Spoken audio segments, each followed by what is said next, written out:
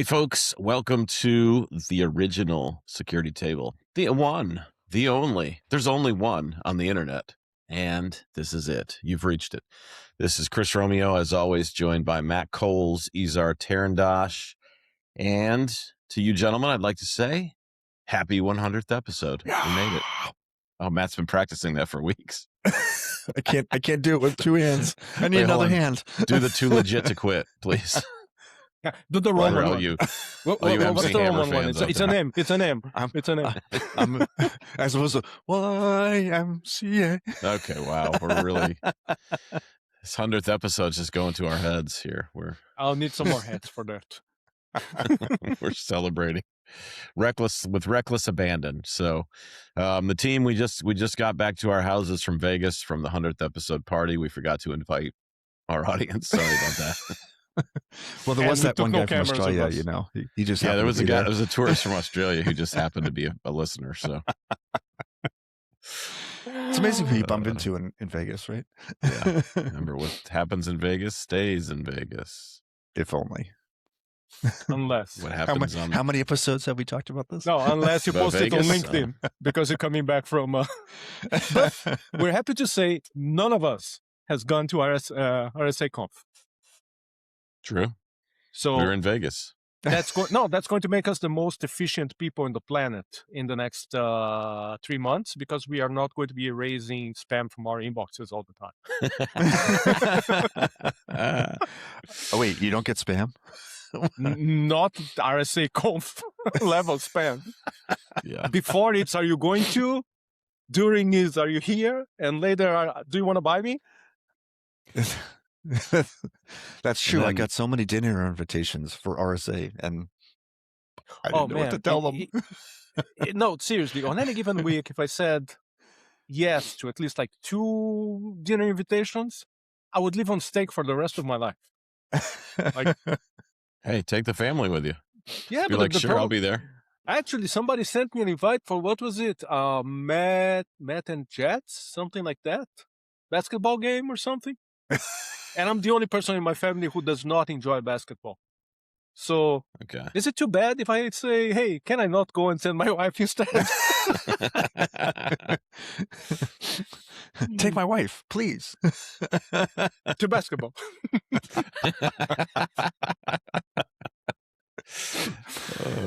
Yeah. So, what are we doing for the 100th? Have to buy something in that scenario. Well, we have each chosen an episode from the first 99 that we will then have a big reveal with a lot of drama and discuss how things have changed, how things have stayed the same in regards to the issue that we... Oh, wait, I got to change my answer then because... No, you're locked in. It's already it's in the envelope. I can't do just one. All right, well, Izar, you can kick us off then, and then we can always come back to you if we have time for a second. No. You guys go first. It's always the way. Mine are usually, it's going to take a long time. Okay. All right, Matt, what do you got? We don't know what we don't know. Very true. Season 1, episode 18. I don't know. I don't know what I don't know. So I'm looking at as we look back over the seasons, I'm looking back at that one, and I don't know why we didn't know this, but certificate pinning. Why? And why certificate pinning? I don't know how we got on that topic, but the title, I guess, title is probably the more important part. We don't know what we don't know. And here today, I think we're still in the boat of we don't know what we don't know. Right? We have... What? Isn't that always the case? Well, I hope so, because if we know... All right. We don't want to dive into AI in this episode, or as little as possible. Come on, dive in. Here we go. We can't avoid it. We don't know what we don't know.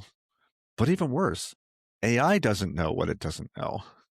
And we expect it to know everything. AI knows everything that it doesn't know. It just doesn't tell you that it doesn't know.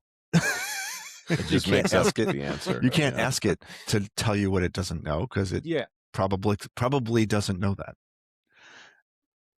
Or it may not be able to tell you because of filters or because of math. But it's okay that we don't know what we don't know. It would be, except for if you're using the tools and it knows and you don't, that's potentially a problem, right? Let's actually, you know what? I'm going to tie that episode. I don't know why I chose that. I chose that sort of at random, but actually maybe not, because that Register article we were talking about, when somebody asks, what's a linter? Well, if you don't know what you don't know and you're using a tool that knows and you don't know, then how do you know you did it?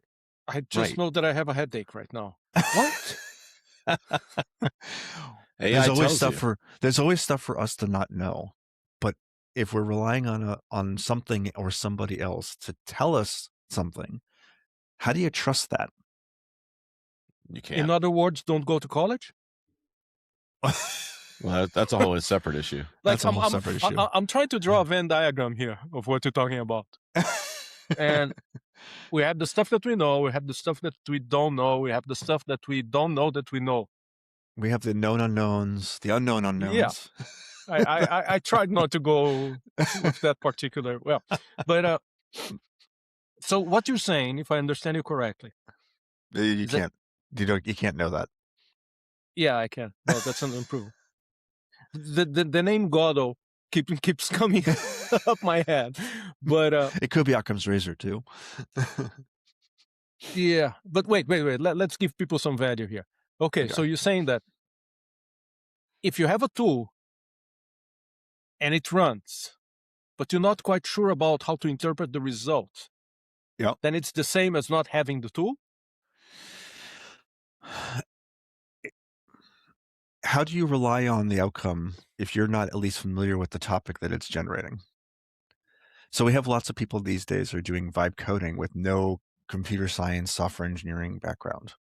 So how do you even know that the tool is doing it right? Because how do you establish that trust? Well, it works. No. You can deploy it to production. No, you're missing a very important. Just because you can doesn't mean you should. You're missing a very important point here. Those people don't care. They care about. Maybe the episode should have been, we don't know what we don't care about. Yeah, but no, seriously. The point is, they don't care what the tools are saying. They care that they have an LLM that they can tell the tool is saying something that I don't know what it means, fix it. And in many cases, at least in the beginning of the conversation, that will lead to some form of fix. So the point here is that it's not that these people don't know what they don't know. They don't care about knowing it. And I'm going to go back in time the same way when Visual Basic came out, right? And people were running around in circles saying, that's the end of programming because now we can drag and drop anything. Never mind the VBA underneath. No, seriously. If you ever tried to interact with any of the Visual Suite of Microsoft as it was back in the day, I'm not talking about VS Code today, but as it was back in the day, you know that was far, far, far away from the end of programming. Because after you dragged all the forms into place, you actually had to go and do your business logic. And that's usually where people would stop their amazing projects, because all of a sudden... You had to do it in BASIC. No, all of a sudden you had this very strange window in front of you with lines of gibberish that you were supposed to add gibberish to it. So people were saying that, it ended and that's it. And we are still here. But, sorry, developers are still here. I'm not a developer. But my point is that nowadays, we are much closer to something that writes that gibberish for you. But as anybody who has tried this, right? I recently did something quite big using one of the agents. And it took me around 10 days to get it the right way. And 10 days of straight work? A couple of hours every day. Yeah. But the important part is that the returns started diminishing very quick in terms of, oh my God, look at what this thing just did. It would take me 6 months at least to just get to this point. And then it was, okay, so fix this thing. I fixed the thing. No, you didn't. No, I fixed. No, you didn't. No, I fixed it. I'm serious. I'm watching, like, I wrote the source. I fixed the thing. Yeah, I'm watching the result. No, you didn't. Here's a screenshot. You didn't. Oh, you're right. I didn't. So Yeah. It's like talking to another developer, isn't it? it sort of is. It sort of is. But my point is that most people, when they reach that level of, I'm asking you to do something, I'm telling you to do something, I'm ordering, demanding you to do this thing, and the agent is not able, they go into the, okay, this shit doesn't work, can I find a developer, right? The amount of pruning that you need to do around the edges of whatever it is that you are using the agent for, if it is a serious project, is huge. Seriously, it's a big amount of conscious work. But you have, so the thing is though, you have knowledge about what it does and how it's supposed to do it and what's supposed to be the outcome, right? So how would you know? Like, so if we think about, we don't know what we don't know, we're talking about security technologies, we're talking about security capabilities or privacy, right? How, if you weren't already involved in the security space, actually, even if you are, because I guess there was some, I mean, there's lots of things we don't know. Like, we don't know when to apply certain technologies, right? And I think that's a universal we, not just us here, but universally in the security space, right? So we can't reasonably ask someone else or something else to fill in those gaps for us. Because what questions do you even ask? I mean, you can dance around the subject. I need something to do X, and then have it come up with something. But how would you evaluate that it did the right thing? How would you know that it didn't have the right outcome? You're able to evaluate it because you have knowledge and experience. Yeah, and you're describing a dangerous path that we're on for the future, where people will build things without understanding how they work. Mm-hmm. And not be able to evaluate why they don't work or where they don't work, because they may do the one thing they asked for, but not do or do other things, right? The side effects. We've talked about side effects before in this podcast, right? But here's the point. A lot of the proponents of the technology, or as I like to call them, pushers, they say that first one's free. they say that you don't need to understand because the model is going to be so powerful that it's going to do all the understanding for you, and you are just going to enjoy the fact that you gave it a mission, walked away, came back, and it was ready, right? The thing is that many times, if you look at the behind the scenes of the code that got written and the thing that got deployed, you see that what we, when talking with developers, refer to as mockups, many times for a model, is the code. The model did something that looks like the thing you asked it to do, but there isn't meat behind it. There isn't logic behind it. It's just, it's going to show this, and next time it's going to show something else. It's going to look like the right thing. It's basically going to be a coded hallucination. Right. It's going to look like the right thing, but it's not the right thing. And it's what you would get. And it's what you would get from a new, like potentially, somebody who's an intern, going through a computer science program or learning to become a developer, right? They're going to make something functional, but it may not meet all the goals. But you won't know.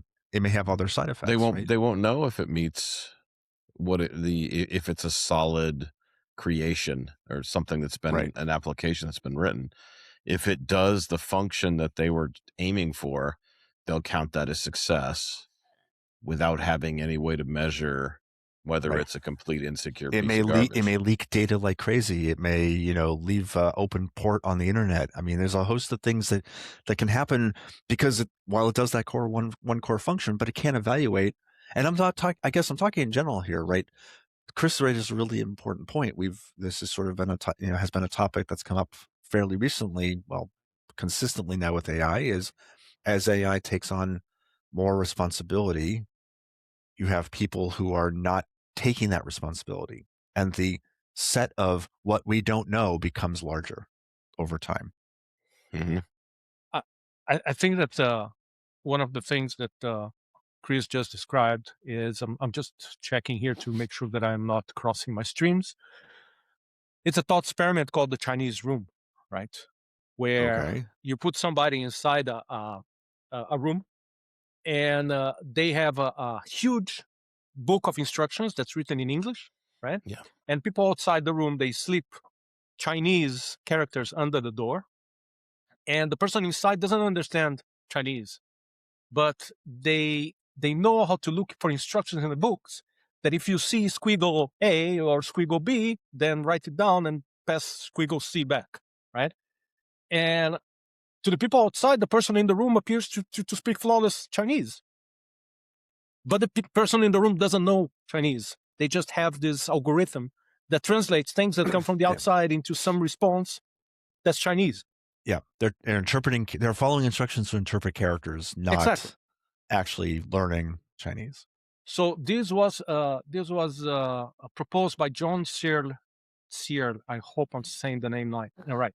1980, and the core argument here is syntax versus semantics, and the conclusion that he got to was programming is not thinking, because you are basically just translating symbols, right? But you're well, okay. I'll argue a little bit that in order to translate that symbols, you have to know what the effect of those symbols are.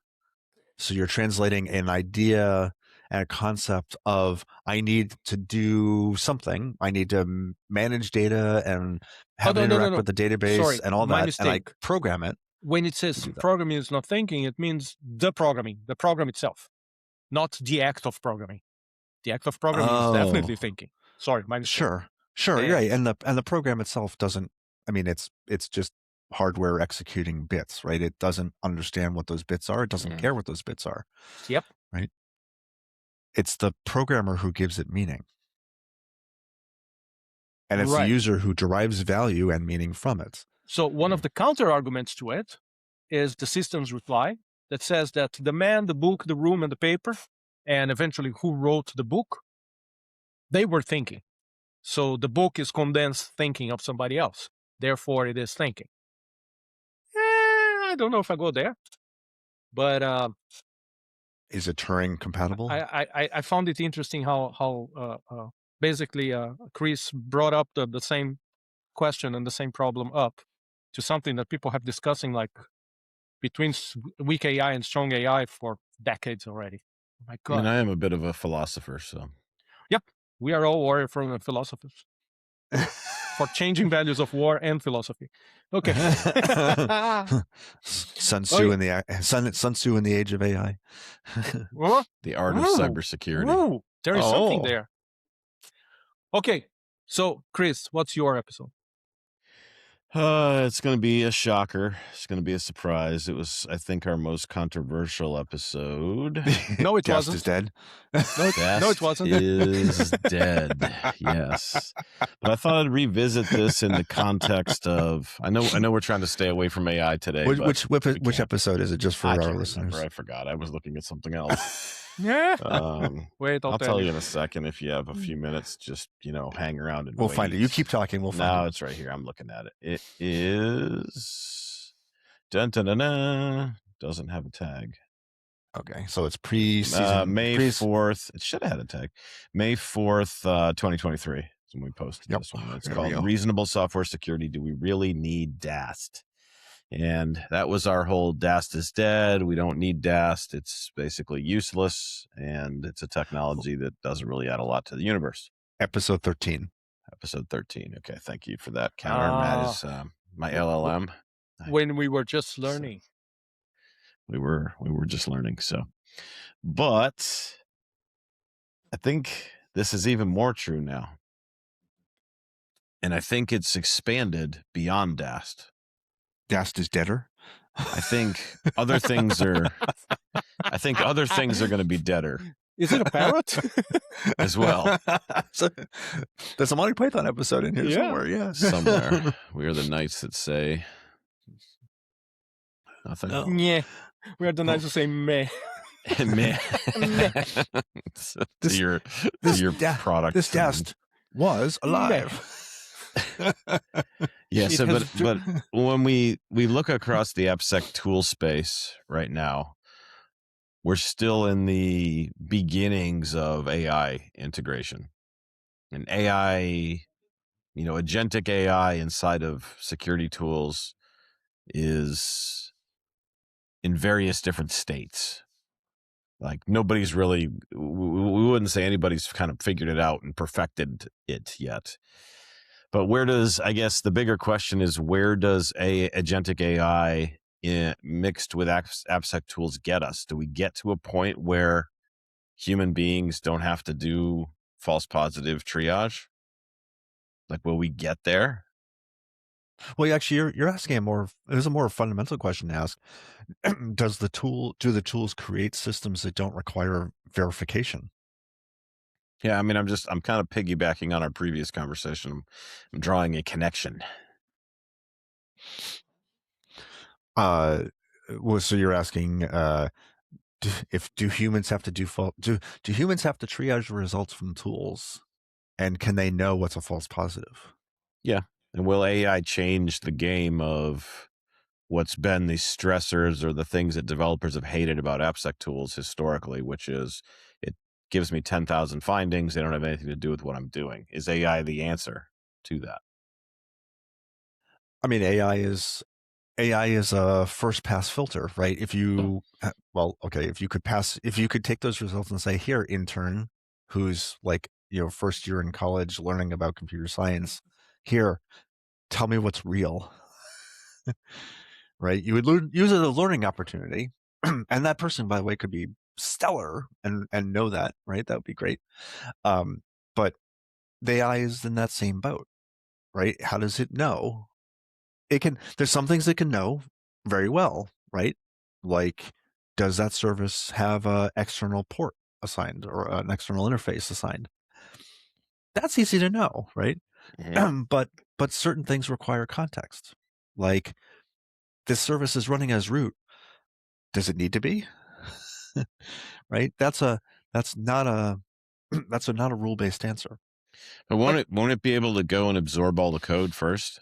Wait. Yeah, The but how will AppSec it? tool of the future, wouldn't you go have it absorb the code base and then run test cases against the running application, knowing what the code is doing behind So- the scenes?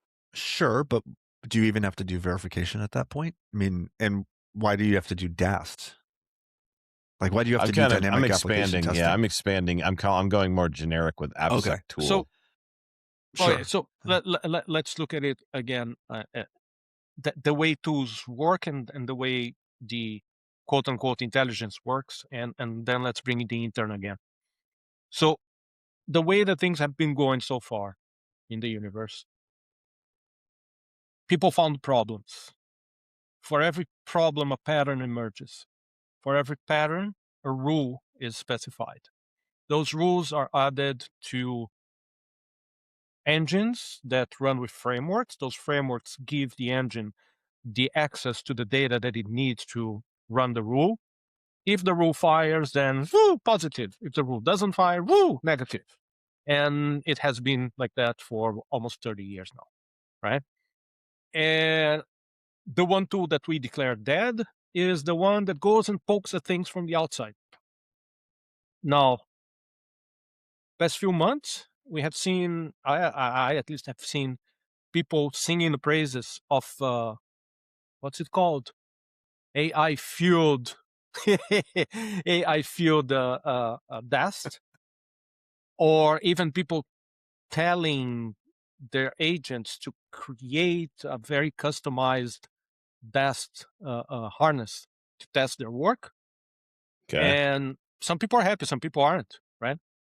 But I think that what that ignores, and here's where the intern comes. If we go Matt's way and bring in an intern to look at the results of these tools and decide what's good, what's not, before I give the intern access to the tool and show how to use it, I'm going to have a very, very interesting sit down with them and explain that, listen, it's okay to make mistakes. It's fine to make mistakes. But the thing is, we really want to test this thing that we have before we put it out there, because otherwise there's going to be a lot of risks, a lot of impacts. We don't want that. So do me a favor. When in doubt, raise the flag. And there will be a bunch of different processes running in that intern. Fear, commitment, the idea of doing a good job, wanting to learn, that I can trust the fact that if something smells bad, the intern will come and say, hey, I need somebody with more experience to take a look at this and tell me what's happening here. Explain to me, teach me, and next time I'm going to learn. The LLM will simply decide what it decides. So are you calling for a AI-driven AppSec testing tool which will do its best, but then know to kick things up to a human if it I doesn't? mean, a human That in would the be the loop. human in Human the in loop, the yeah. loop, but it'll address some things that it clearly says, yes, I understand these things, I get them, and others it will bounce them to the human. I think that LLMs nowadays bring me back to me at 15, 16, where I was consistently authoritatively wrong. Oh, So, I know like, this. right? Like, hey, I know Unix. Like, I We, can do we this. have I know to Unix. we have to get to the age that we all sit at now to admit it. Yeah, and Yeah. my point is, I prefer somebody telling me I don't know than somebody telling me, of course I know it and it's okay, and it's not. And you're saying I'm, that's what the LLM will do today, is be like, of course I'm I saying understand. that's what the LLM might do. And that, to me, that's the other side of non-determinism that makes the whole thing questionable. Well, and the fact that the AI, for some reason, and by the way, I'm curious, and I wonder if anybody who watches these episodes or listens to these episodes happens to three of you. be an expert in the construction of AI systems. But what in the code of AI makes AI want to please and wants to say yes? Right? It's confidently correct about everything and upbeat, right? The building one of that other topic on that Register article was the AI builds confidence. It wasn't the Register, sorry, it was another article. But the AI first job is to build confidence by in you that the results will be correct, and then it's confidently correct about or confident about the things that it outputs as correct. So I read And what in the about code actually makes that possible? Because machine learning doesn't do that. Machine learning is just a value prop. It says, I think this is correct. And in fact, it doesn't say I think. It says this matches my criteria, 78% of the time. Or it has a match confidence. As somewhere it got translated to, yes, this is great.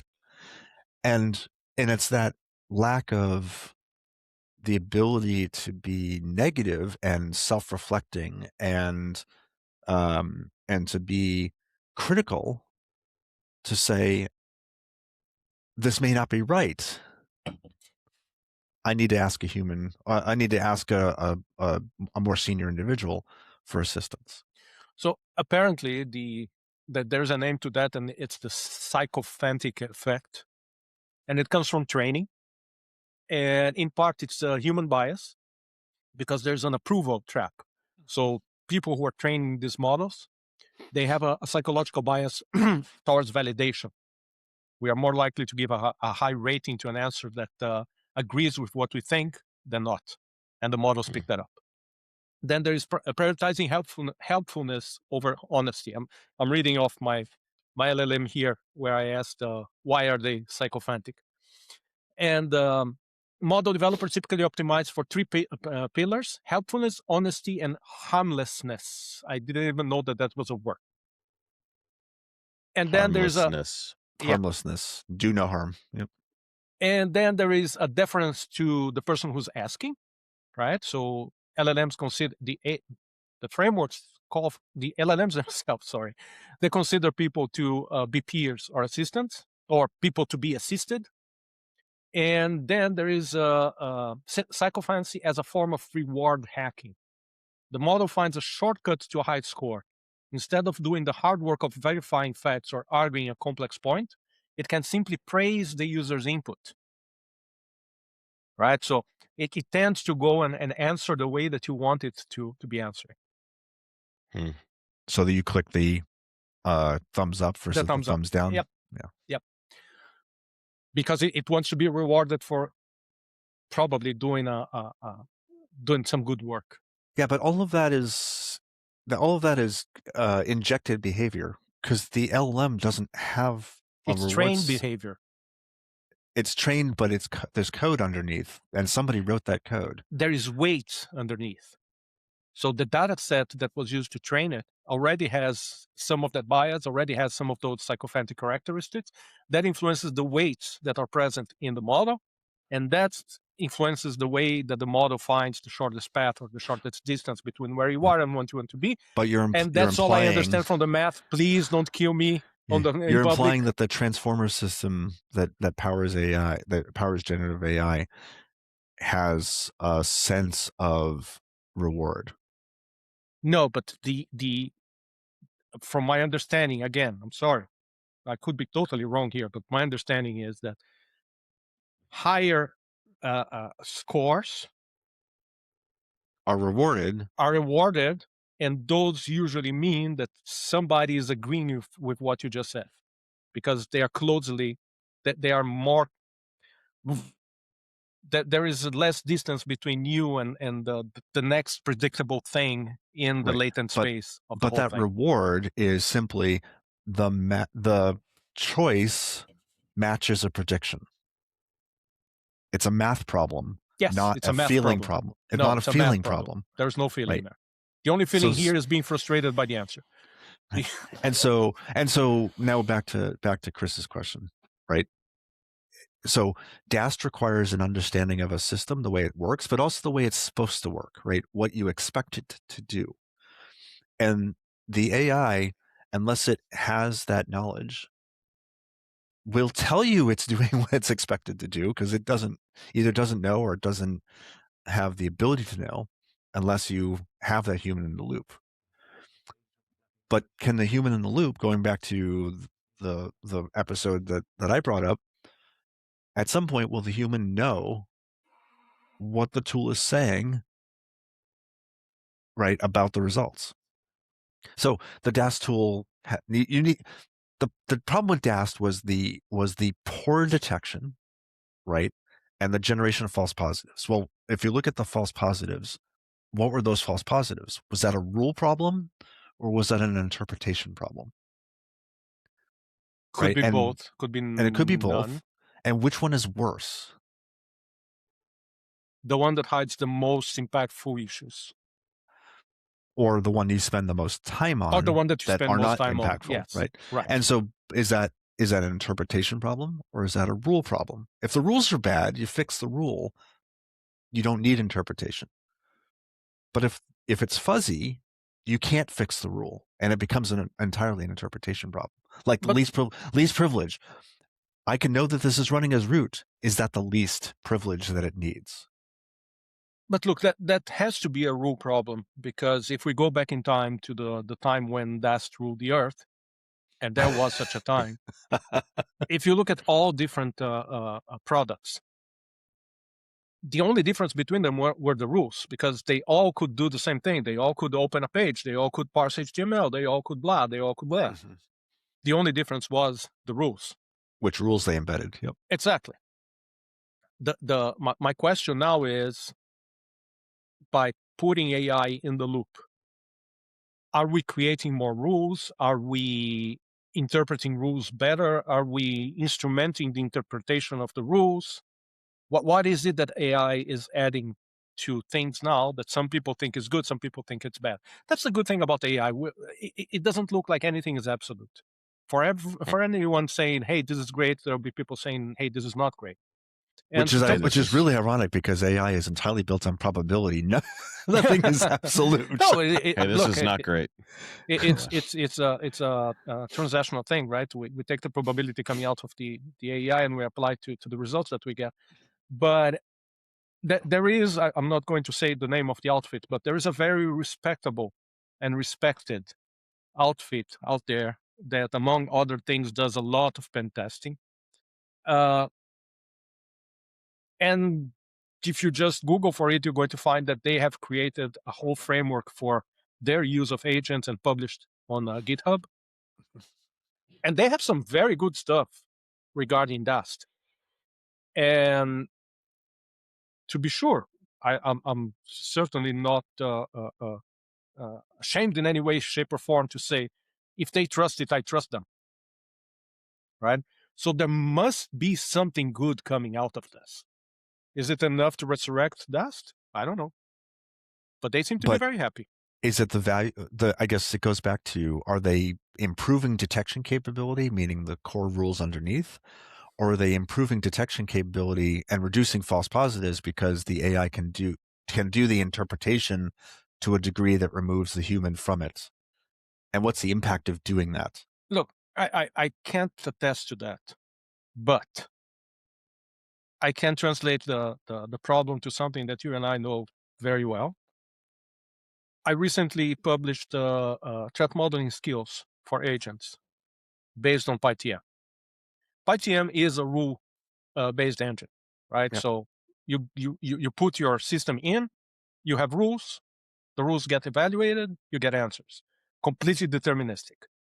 You put the same stuff in, you will always get the same stuff out. You put your left foot in, you get your left foot out. Exactly.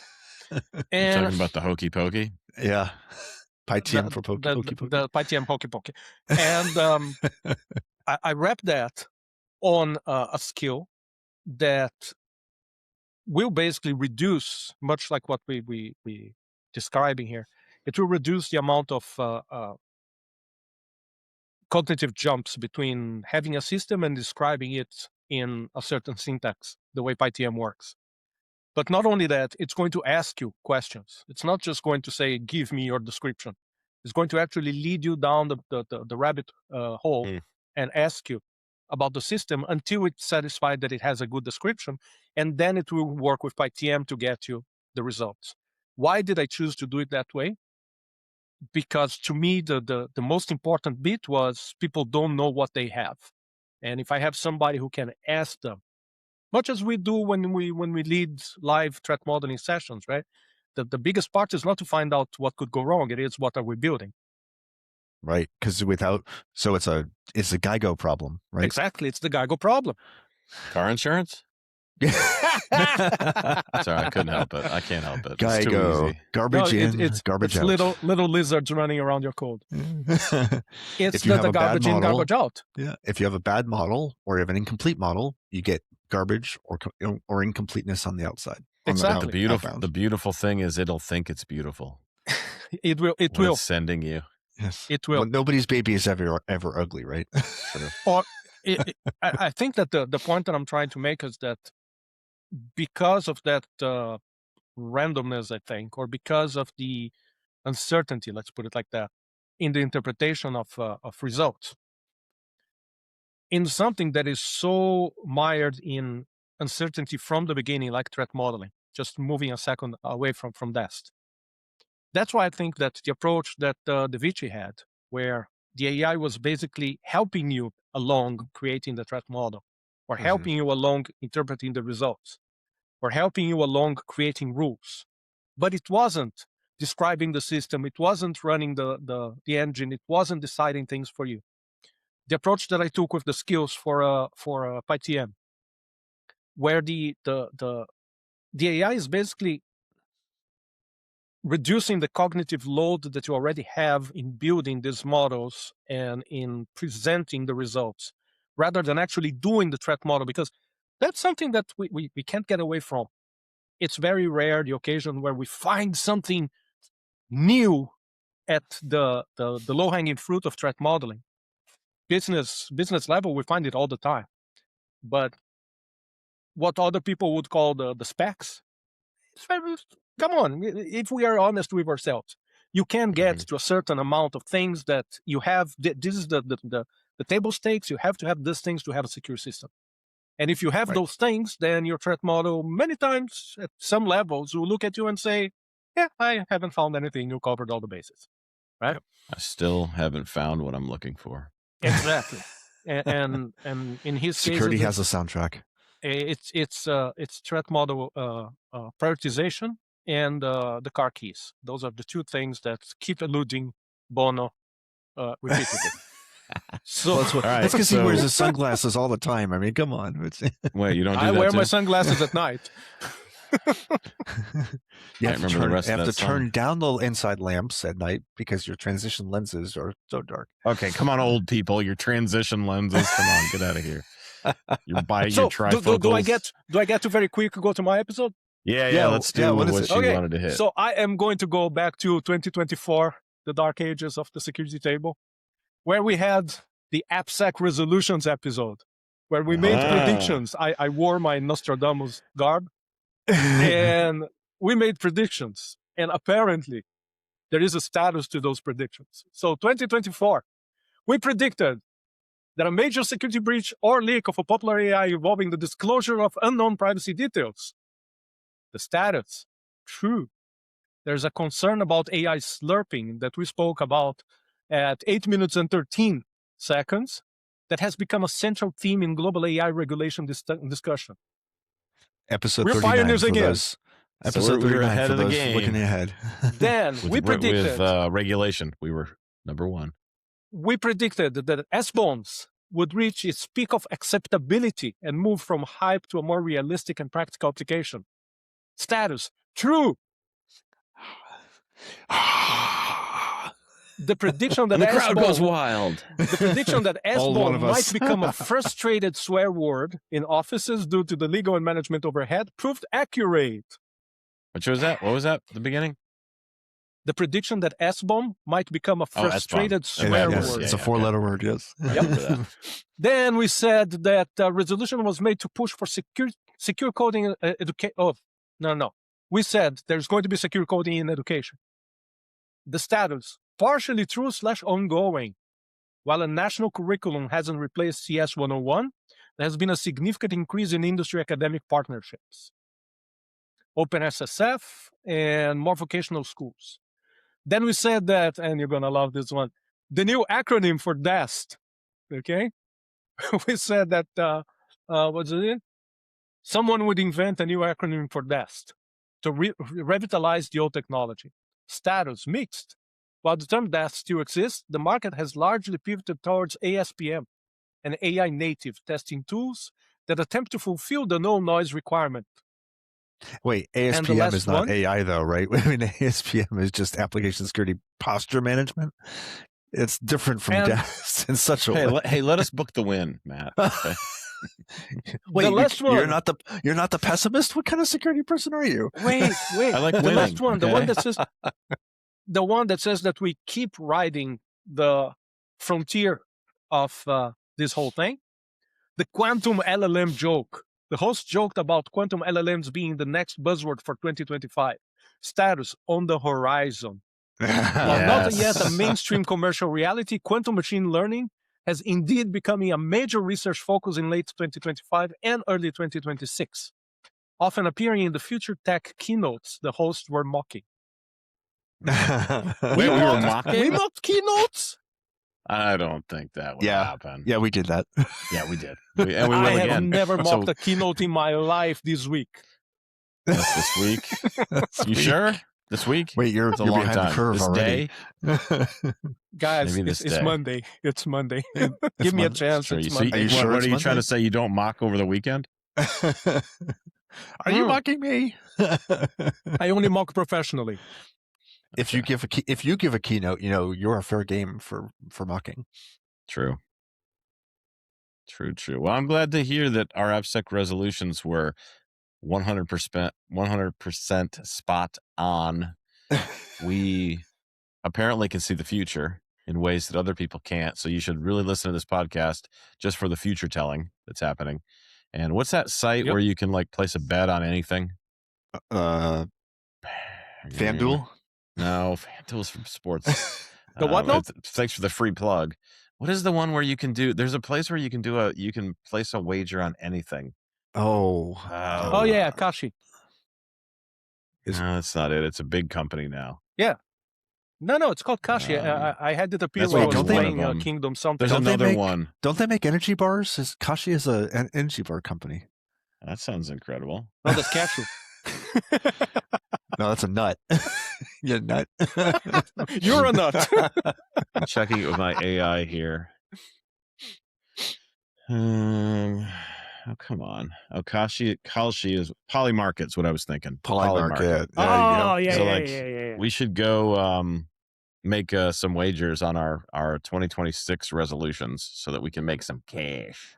You know, we should also. So in The first- season 3, episode 4, back in March of 2025, we talked about vibe coding and what can go wrong in vibe coding.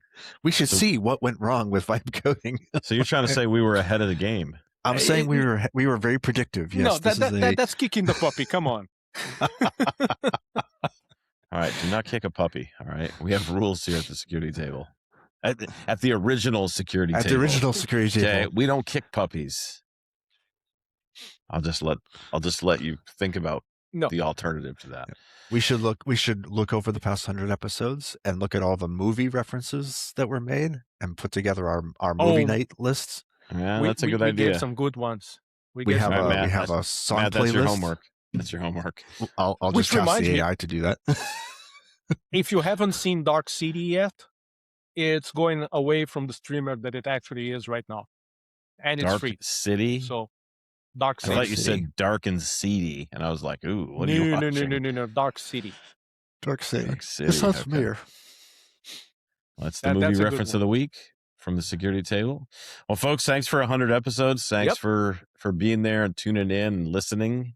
You make it the reason why we do the things we do. If not, we would just be three weird At least the guy in Australia, men. and the one in talking- Canada. Yeah.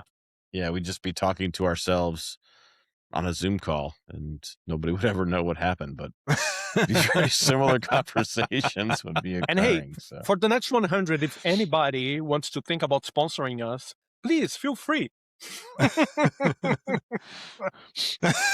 I'm just trying to find product placement. I'm getting a product placement there. So If only somebody then- here worked at a major broadcasting corporation with a huge That's podcast catalog. You know, I was True. just noticing that we're all. I don't know why I just noticed this, but we're all using 3 different technologies for our audio today. We are? Yes, you have bone conduction. He has in-ear buds, and I have a traditional headset wired with a mic. so that's just 3 different. I'm going to draw some conclusions here. So like Izar's the cutting edge, I'm the hipster, and you're the old guy. Which is ironic because I'm the Which is youngest out of the ironic 3 because of it's us. actually the other way around. There's the name of the episode. I'm the old guy trying to be the hipster who's in the cutting edge of the technology. That's a good name for this episode, though. The technology, the hipster, and the old guy. That's got a good rhythm. Well, The ugly, so the bad, the ugly, and the what was the other one? The good. good, the bad, The good, the bad, and the ugly. Yeah.